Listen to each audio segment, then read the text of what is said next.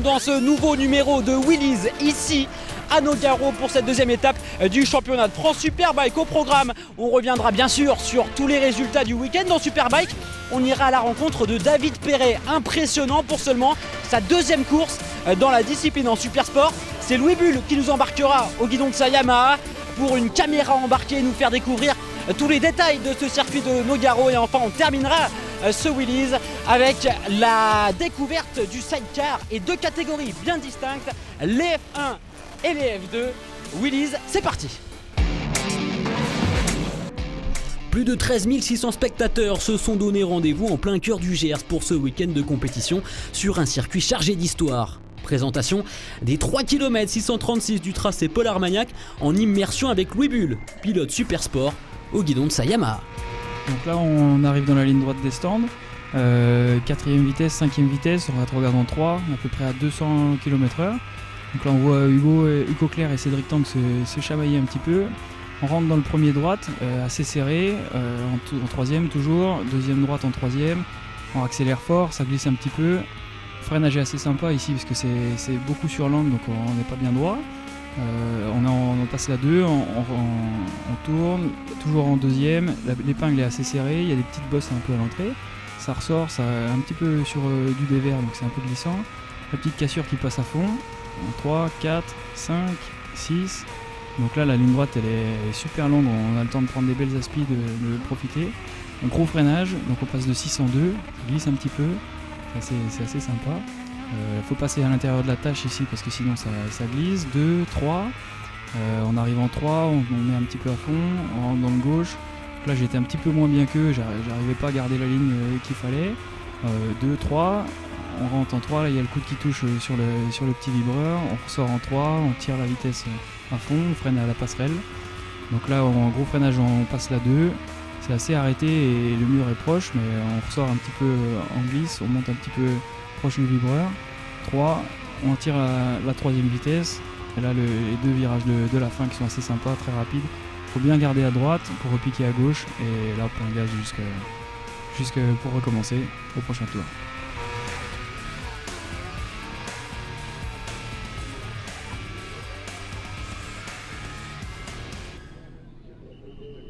Et on retrouve le pilote de Chambéry au départ de la course 1, en deuxième position sur la grille, juste derrière Cédric Tangre. Peter Polesso complète la première ligne. Les conditions météo sont idéales, la piste sèche, 17 tours à couvrir pour l'ensemble des pilotes. La Honda d'Hugo Casadessus, 4ème sur la grille, réalise le all shot, rapidement débordé par Cédric Tangre et Louis Bull. Très vite, 4 hommes se détachent en tête, Tangre, Bull, Casadessus et Polesso. La Yamaha d'Hugo Claire, seulement 20ème à l'extinction des feux, entame sa remontée. Elle se hisse en deuxième position avant un énorme coup dur. Victime d'un embrayage défaillant, Hugo Claire abandonne. Le numéro 1 Tangre en profite. Derrière, grosse bataille pour la 4ème position entre Casadessus et Tourné. Peter Polesso cravache pour recoller sur la 2ème place de Louis Bull. Sans succès. Victoire et meilleur tour en course pour Tangre devant Bull et Polesso. J'ai pas fait un excellent départ. Peter m'a doublé dans l'escargot, j'étais 4. Bon, j'ai pris mon temps. Je savais que vendredi j'avais un meilleur rythme que les autres sur le sec. Donc j'ai pris mon temps, j'ai doublé petit à petit. Et puis je me suis retrouvé en tête, j'ai essayé de faire le trou mais j'avais pas un bon feeling. Je pense qu'avec la pluie qu'il y a eu cette nuit hier, il n'y avait pas le même grip que vendredi. Donc j'ai poussé doucement, augmenté le rythme tranquillement. J'ai vu qu'Hugo a fait une erreur, c'était je pense le seul qui était capable de me suivre a priori sur le rythme de course. Donc une fois qu'il était plus là, j'ai veillé à augmenter un peu l'écart et puis une fois que j'étais rendu à 3-4 secondes, j'ai arrêté de pousser pour pas commettre d'erreur et puis voilà. Ouais, parce que c'est important de grappiller des petits points comme ça, c'est une catégorie qui est super dense depuis le début de saison, donc cette victoire elle va vous faire du bien. Ouais carrément ouais. Et puis j'ai besoin de prendre des points parce que je serai malheureusement pas là à la prochaine course à l'Édenon puisque j'ai une concurrente de date avec le championnat du monde et donc il faut absolument que je prenne un maximum de points ce week-end. Félix Perron remporte le trophée Pirelli devant Clément Stoll et Steven Neumann. Ambiance décontractée pour le poleman de la course de Peter Polesso, Hugo Claire, revanchard est en embuscade juste devant le vainqueur de la course 1, Cédric Tangre. Après avoir signé son premier podium de la saison, Louis Bull s'élance depuis la 4e ligne en 10e position et réussit un départ sublime.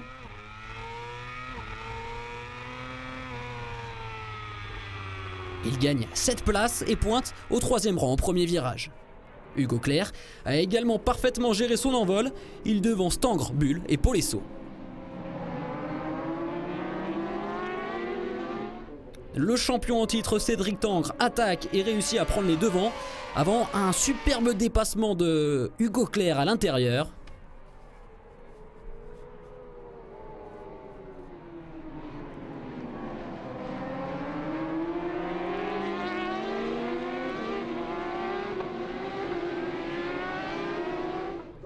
Plus rapide que Louis Bull, Peter Polesso met la pression.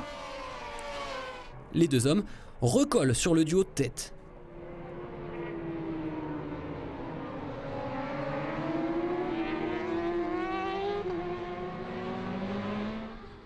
Dans le peloton, Clément Stoll, 7e au scratch, tente de prendre le meilleur sur Casa dessus. Devant, le mano à mano continue entre Tangre et Clerc. La Suzuki numéro 1 reprit la tête. Mais Hugo Clerc est bien trop affamé pour laisser la victoire s'envoler.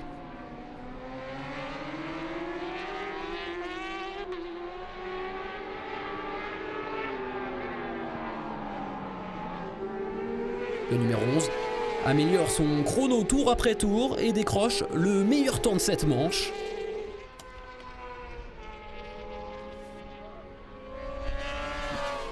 À 3 tours de l'arrivée, Cédric Tangre se met à la faute et laisse le champ libre à Pépito. Clerc file vers la victoire. Deuxième succès de la saison pour Hugo Clerc devant Louis Bull et Peter Polesso. Clément Stoll s'impose lui en trophée Pirelli.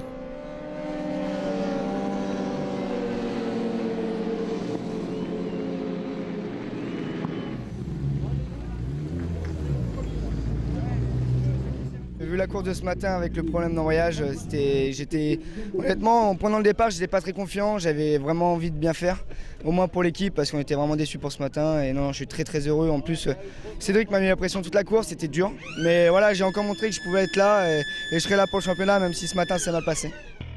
Au championnat, la régularité de Peter Polesso lui permet de posséder 8 points d'avance sur Clerc. Bull remonte à la 3e position, un petit point devant Cédric Tangre. Clément Stoll domine le trophée Pirelli devant Perron et Fréchet. Réservé aux pilotes âgés de 12 à 14 ans, la première course Objectif Grand Prix est marquée par l'absence du 3e temps, Théo Serrière. Le all shot est réalisé par Clément Rouget, Charles Aubry et Amélie Triffet calent au départ. Le jeune Clément Rouget voit revenir dans son aspiration Mathieu Gregorio. Mais à 13 ans, Rouget ne cède pas à la pression. Dans le dernier tour, Gregorio, victime d'un ennui mécanique, doit lever le pied. Rouget s'impose, Quentin Pérez complète le podium.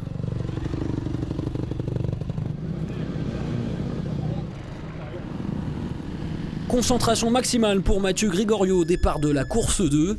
Le licencié du motoclub Lednon s'envole devant Clément Rouget dans une manche perturbée par la chute de Quentin Pérez. Le safety car vient stopper les hostilités avant de s'effacer. Mathieu Gregorio ne manque pas le départ lancé et s'envole devant Rouget. Il signe le meilleur temps avant de chuter sans gravité.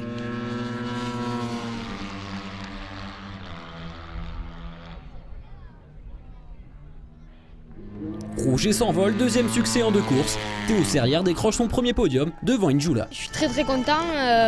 La moto a été super tous les week-ends sauf cette course où elle n'a pas été super. Mais voilà, je remercie mes mécaniciens et ma famille. Bon, l'objectif c'est de tout gagner jusqu'à la fin de la saison, c'est ça? Ah bah oui, ça serait le mieux. Super, merci Clément. 12 points d'avance pour Rouget en tête du championnat. Gregorio et Injulia sont 2e et 3e. Amélie Triffet, seul pilote féminin du plateau, occupe une jolie 4e place.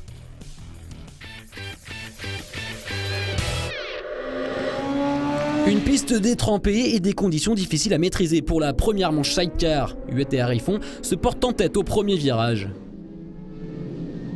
Leader du championnat, la paire de la Noir-Rousseau se retrouve engluée dans le trafic en 4e position. Brunazzi Rigondo sont 3e. Le sidecar Suzuki ne dessert pas son étreinte en tête du peloton. Première victoire de la saison pour Jonathan Huette et Sébastien Riffon devant Delannoy Rousseau et Brunazzi Rigondo.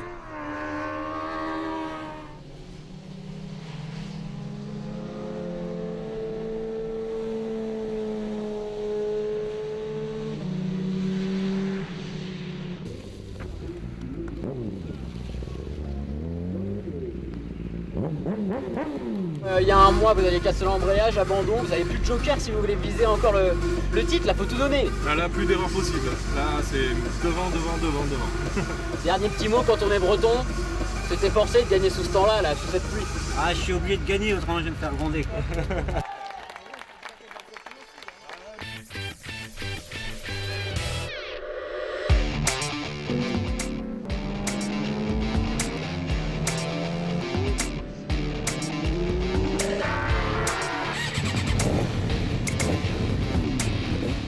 Édition de Willys, on part à la découverte d'une discipline très appréciée des spectateurs et particulièrement spectaculaire, le sidecar. 2 équipages sont derrière nous pour nous présenter cette compétition, cette épreuve, avec Sébastien Delannoy et Kevin Rousseau, l'équipage messieurs. Sébastien, alors il y a 2 catégories bien distinctes dans le sidecar. Quelles sont les différences entre les 2 catégories? Alors voilà, bien sûr le F2, donc l'équipage de filles, c'est châssis court 600 cm3. L'équipage de garçons, c'est châssis long 1000 cm3. Voilà. On va se tourner du côté de l'équipage féminin, Estelle Leblond, Mélanie Farnier. Combien ça développe en termes de puissance, de vitesse, un sidecar comme le vôtre? Alors, tout d'abord, je vais juste préciser que le F2 n'est pas réservé aux filles. Hein. Chacun fait ce qu'il veut, parce que là, c'est un peu ambigu. Après, là, en vitesse de pointe, nous, la vitesse la plus haute qu'on puisse atteindre, ça va être au Tourist Trophy. Et on atteint on est à combien, 230, 240 à peu près. Kevin, c'est quoi le rôle d'un copilote? On vous voit souvent à l'arrière du side en train d'essayer de vous coucher, de vous courber pour essayer de prendre la meilleure trajectoire possible. C'est quoi votre rôle à vous? Le rôle principal, ça va être d'apporter de la motricité sur la roue arrière et puis bien sûr que le side il reste sur les 3 roues le maximum dans les virages à gauche. Aujourd'hui, course très compliquée, énormément de pluie. Est-ce que ça change quelque chose quand vous êtes Z2? Est-ce que c'est beaucoup plus compliqué à maîtriser un side dans des conditions mouillées comme celle-ci? Pour les pilotes, je pense que oui. En plus, là on est parti avec des pneus slick, donc ça glissait énormément. Après, nous, au niveau du travail derrière, on a moins de boulot à faire parce que dans les gauches, on va un petit peu moins les prononcer. Mais voilà, oui, je pense que ça n'a rien à voir, mais c'est plus après au niveau du pilotage que ça joue surtout. Sébastien, une machine de ce type assez impressionnante, vous mettez combien de temps pour l'entretenir, pour la préparer pour une course, pour la transporter également? Expliquez-nous un petit peu les détails logistiques pour inscrire un sidecar dans cette compétition du championnat de France Superbike. Disons que c'est vrai que c'est beaucoup de préparation. On va dire qu'on roule 30 minutes, c'est en moyenne à peu près 4 heures de mécanique à chaque fois. C'est des machines quand même assez pointues, donc il faut tout regarder, tout inspecter, refaire des réglages pour pouvoir progresser. Après, vous avez donc la condition pluie comme aujourd'hui, ou la condition sec. Bon, on a différents réglages, différents pneumatiques. Donc c'est beaucoup de préparation avant une course. Donc on part sur, on va dire qu'on a 4-5 heures de travail à effectuer à chaque fois avant une séance d'essai ou de course. Merci à tous les 4. Et on espère que vous avez apprécié cette discipline ultra spectaculaire et très très appréciée de tous les spectateurs. On l'a encore vu cet après-midi à Nogaro.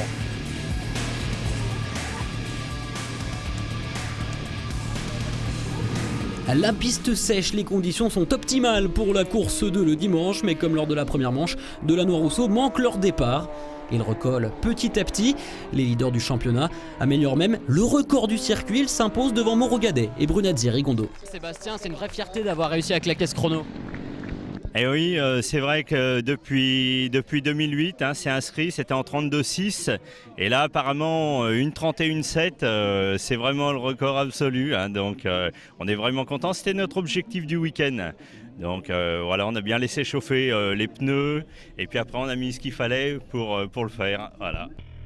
Delanoë-Rousseau prennent le large avec 43 points d'avance sur Moreau-Gadet. Cossel-et-Loubez domine la catégorie F2 avec 22 unités.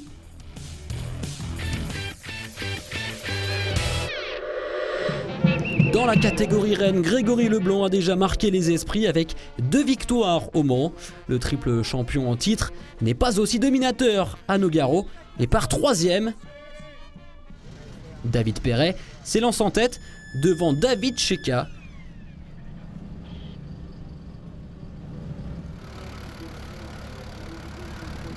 Mais Leblanc ne craque pas sous la pression, 3e sur la grille, il réalise le all shot et vire en tête devant David Cheka et David Perret. Kenny Forêt est en embuscade à la 4e position. Très performant sur le sec, Leblanc accroît son avance, mais la chute du monégasque Jimmy Massiot relance la course. Quelques tours plus tard, le drapeau rouge est agité, retour au stand pour l'ensemble des pilotes. La course est interrompue pendant 7 minutes. Mais les pilotes Superbike finissent par reprendre le chemin de la piste. Nouveau départ, Grégory Leblanc ne se relâche pas et conserve les commandes. David Cheka tient le rythme dans son sillage. En stock, Baptiste Guittet mène les débats quelques dixièmes devant la grille. Au 10e tour, Leblanc, Cheka et Perret se détachent.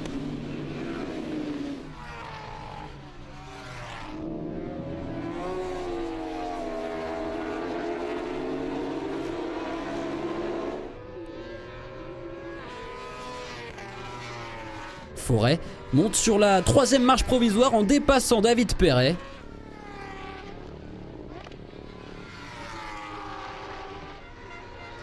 Course perturbée mais victoire sans problème pour Grégory Leblanc devant David Cheka et Kenny Forêt.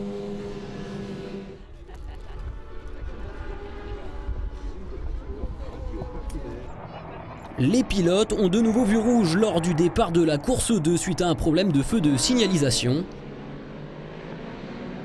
Et David Cheka ne cache pas sa colère après avoir réalisé le meilleur départ. Nouvel envol, et cette fois le all shot est signé David Perret devant le local de l'étape David Muscat et Leblanc.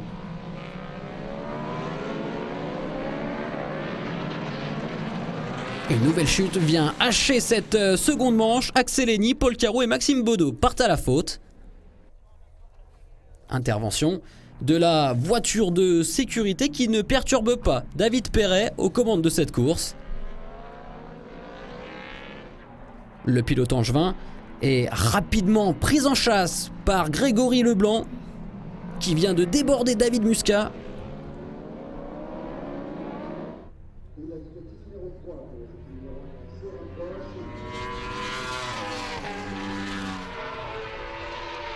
Perret résiste et prend tous les risques avant de céder face à The White Grégory Leblanc insatiable.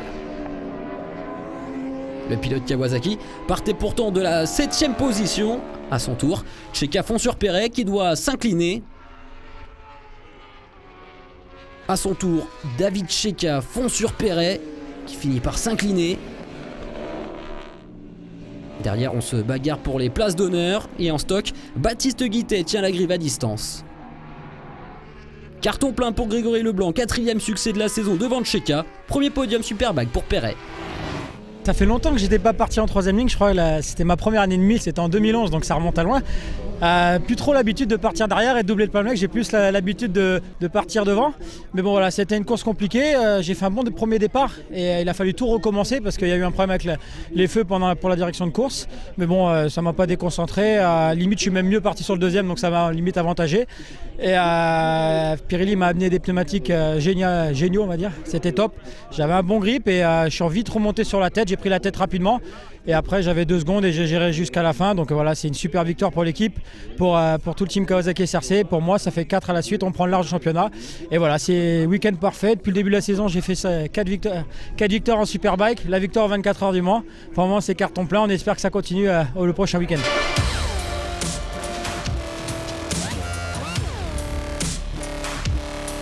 Je m'appelle David Perret, j'ai 31 ans.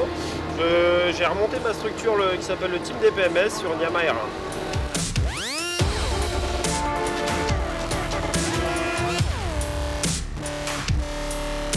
tenir tête à tous ces pilotes en Superbike qui ont une grosse expérience dans la catégorie. Je suis surpris, mais on tient une bonne moto avec une bonne plage de fonctionnement, donc on peut faire de belles choses. On était plutôt satisfait de notre saison, donc on s'était dit on va peut-être aller chercher le titre en 2016 en Super Sport, mais on n'a pas eu de gros contacts plus que ça dans le milieu de la moto pour nous aider. Donc j'ai décidé de monter ma propre structure et de partir en championnat de France Superbike pour dans un premier temps me battre pour les places d'honneur jusqu'à la 5e place, quoi. Moi je veux à tout prix gagner, je suis là pour ça, mais je me mets quand même dans la tête que mes concurrents sont très forts, ils ont beaucoup d'expérience et je pourrais que prendre de l'expérience après chaque course. Pour son deuxième week-end en Superbike, David Perret impressionne. Première pole, premier meilleur tour en course et premier podium. Le transfuge du Supersport se positionne comme un des favoris, bien épaulé par sa sœur jumelle. La moto chez les Perret, c'est un sport de famille. Nathalie, t'accompagnes David tous les week-ends. C'est quoi ton rôle auprès de lui ? Bah écoute, on peut pas dire que je sois d'une grande aide, hein. Je suis pas beaucoup utile, c'est plus par plaisir et pour accompagner mon frère et parce que j'aime beaucoup la moto. C'est plus le plaisir d'être là, voilà. Mais on te sent quand même stressé, beaucoup, avec le petit chrono sur le muret. Énormément, j'ai beaucoup de mal à gérer mon stress, surtout le dimanche pour les courses. J'essaye de me contenir, mais c'est quand même un peu compliqué. Bon, maintenant, il me connaît, je fais les 100 pas, etc. J'essaye de pas trop le faire voir dans le box avant les courses, mais c'est compliqué. David, c'est toujours plaisant d'avoir ta soeur à tes côtés, ça te rassure peut-être ? Oui, bah, tout à fait, on a un team familial, donc c'est vrai que la famille est là, donc c'est le principal. Et puis bon, moi ça me fait même, je regarde même plus dans ses gestes et ses mimiques qu'elle fait, mais c'est toujours sympa d'être à mes côtés. Ouais. Bon, premier podium de la saison, c'est assez inespéré, qui est le plus content ? Moi je suis super heureuse, super fière de lui, parce que c'est vrai que cet hiver, quand il a décidé de partir en Superbike, bon bah voilà quoi, c'était un peu l'énigme quoi, on savait pas trop où on allait, on n'avait pas vraiment d'objectif précis. Et puis bah, il a fait des essais hivernaux qui se sont très bien passés. Il était, on va dire pour une fois, assez vite dans le bain, il s'est vite adapté. Et puis bah, au Mans, là le samedi matin, quand on voit P2, bah, là c'était l'apothéose, on était vraiment contents et voilà, on est très contente pour lui. Le travail paye et il se donne beaucoup, il s'investit beaucoup et voilà, c'est très content. David, le travail paye ? Oui, bien sûr, on est tous ravis. Puis c'est vrai que j'ai quand même vraiment bossé dur cet hiver pour me mettre dedans, même physiquement et puis sur la moto, donc on est super heureux. Grâce à ce podium, David Perret remonte à la 5e place. Grégory Leblanc écrase la concurrence avec 40 points d'avance sur David Cheka. En stock, Mathieu Lagriffe devance Baptiste Guittet. Merci à tous de nous avoir suivis tout au long du week-end ici à Nogaro. Nous on se retrouve le 27 mai prochain pour la 3e manche du championnat. Ça aura lieu dans le Gard. Allez des noms, allez on se quitte en musique. Bye bye.